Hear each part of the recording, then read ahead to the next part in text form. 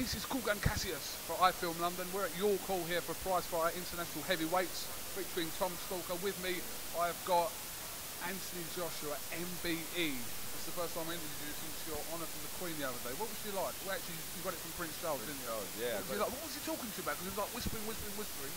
Yeah. Everyone was like, he's talking about women. Some people say he's talking about cars. What was he chatting about? Women. You know what we're talking about? Apparently he's a boxing fan, and he asked how I'm getting on with my boxing, and I should have taken up basketball and so on. But it was only like a 30-second chat, and When you laughed at some point, what was it? You must have cracked a joke with him. did you see him laughing? He's like, Yeah. Sorry, Prince Charles. I know you watch iFILM London, but you know, no disrespect. He was laughing at something you said. I can't remember exactly what it is, but I think he said, "Listen, try not to get hit." And I said, "Don't worry, I'm gonna be slipping and sliding, ducking and diving." Put a little rhyme together, and I got the giggle. Now, some of the people from your GB squad have turned pro, like Tom Stalker tonight, who's done a very good job. The first one out of the way. It's always the first one out of the way, and they can move on. Yeah. Everyone's kind of waiting, talking here and abroad. Don't know what you're doing. You haven't got to tell us, but is there an update on the career path of Anthony Joshua as such?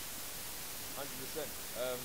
Honestly, coming off the back of the Olympics, competing three and a bit years, like being involved in boxing for 4 years, I've never been able to like look at it from outside the box. It's been so intense, and now I can really look at all my flaws, and I know I need to improve. I'm still contracted to box with GB, and regardless of contract, they've done a really great job with me because I was on the Olympic squad for about 14 months before competing for the Olympics. So from where they brought me on from a complete, honestly, novice for about 30 bouts, I had about 13 bouts with them, like right from the start till the Olympics, and they brought me on amazingly. And deep down inside, I know where I want to be, but I know as for now, I need to just crack on with training. I need to stay dedicated and stay focused, and then I can really go on to achieve great things. Like, I'm not trying to look too far ahead. I know I need to improve before I make that jump over to the professional ranks. Another question you don't have to answer, but have you been approached by every promoter and their grandmother? And their grandmother. Oh, you know, it's an expression. In Essex, you know, everyone and their grandmother means everyone. And their dog. And Yeah. No, I haven't. Because I think what happens, right, is that normally when I speak to people, I'm just like, no, I'm staying amateur, and I kind of leave it at that. So I think that's kind of left it where it is. But moving forward, I want to say that I'm thinking of turning professional. I think that would spark an interest through promoters, or whether I do it myself, or who knows the options of turning professional. It's like your own business. The worry, like I said, the amazing height of your Olympic goals, and now you've just got the MBE. Is there a danger of leaving it a little bit too long before you decide to turn professional?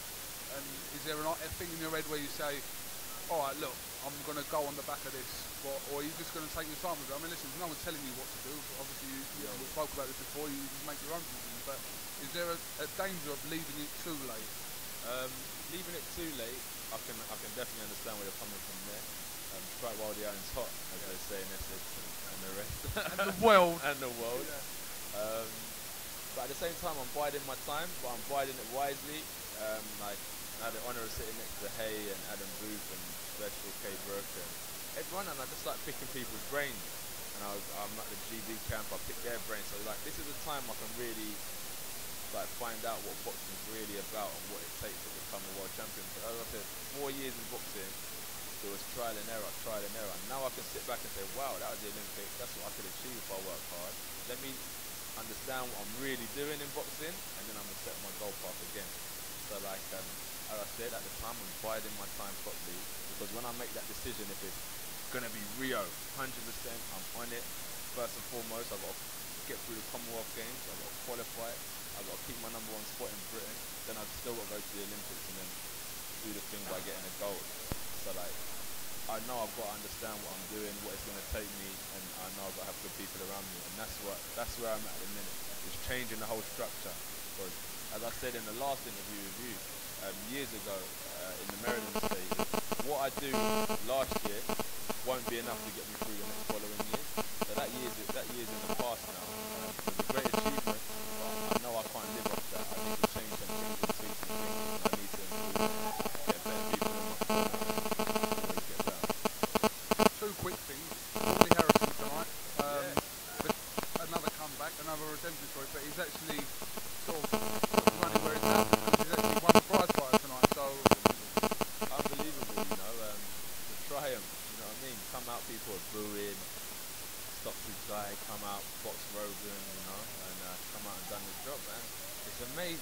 like people just love a winner.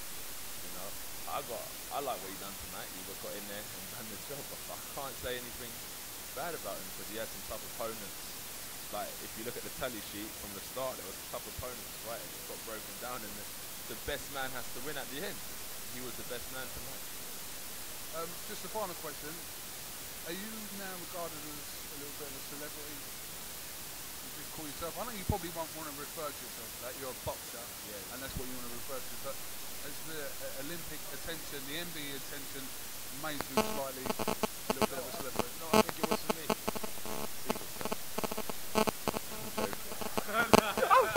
I was like, listen, I was like, okay. No, I'm joking. Superstars was great, but like stuff like Superstars, Question of Sport, I love doing these type of things, right?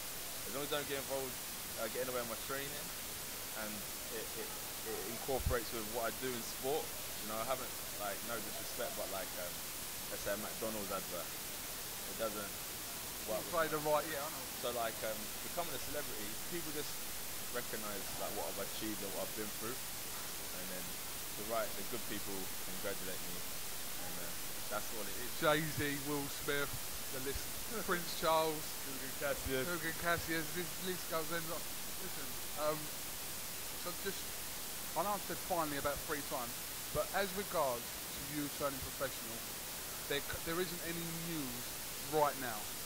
No news. No news. I know you've answered that, but just a summary of. I just want to. When you say news, what? No, I just mean that you've got nothing to tell. Like people who are waiting for this announcement, if there is an announcement, right now. 23rd of February at midnight. There is no. You've got no news to tell people as in regards to when you're going to turn professional, and if you are going to turn professional. No, not when. No. But when you do this like that, you remember iFILM London comes ahead of Sky Sports. No doubt, you know, we'll make something happen. Edit that part out. I'm not trying to cause any conflict. Nah, they were joking. Listen, Sky Sports, they're great with us. They let us crack on and do our stuff. We stay out their way. They've been brilliant with us, Sky Sports. So I know that. I'm only joking. Whatever happens, you know, I'll try to speak to you. I'll speak to Sky Sports and so on and so forth. No problem. Have you got any final words? Is it still stay hungry? Is that? Yeah, stay hungry, starting from the bottom, all of that stuff. But all in all, I'm just proud to be representing Great Britain. Like he's made that professional route, but people never forget that even if he cross over, he's still doing the country proud. So he's still Team GB's captain, and where I stand. And we'll follow all of our journeys, because we're trying to make boxing in Britain an amazing sport and bring it back where it was in the Eubank days, the 90s. You know what I mean? Like that classic era. Yeah, the classic years. Alright, well, by the time you turn pro, I might have even start Don Coog Productions, do you know what I mean? No, Don Coog Promotions.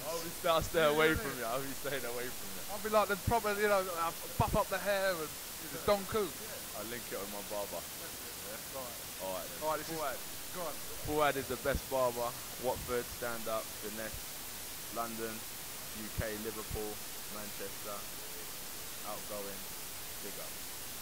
This is Kugan Cassius with Anthony Joshua, MBE, Prince Charles' best friend. The man's got him on speed dial. I know number 9. I know that's the number. Number 9 that goes straight to Prince Charles. He answers the phone. Hello, Anthony. That's not true. All right, thank you very much. Kugan Cassius, Anthony Joshua.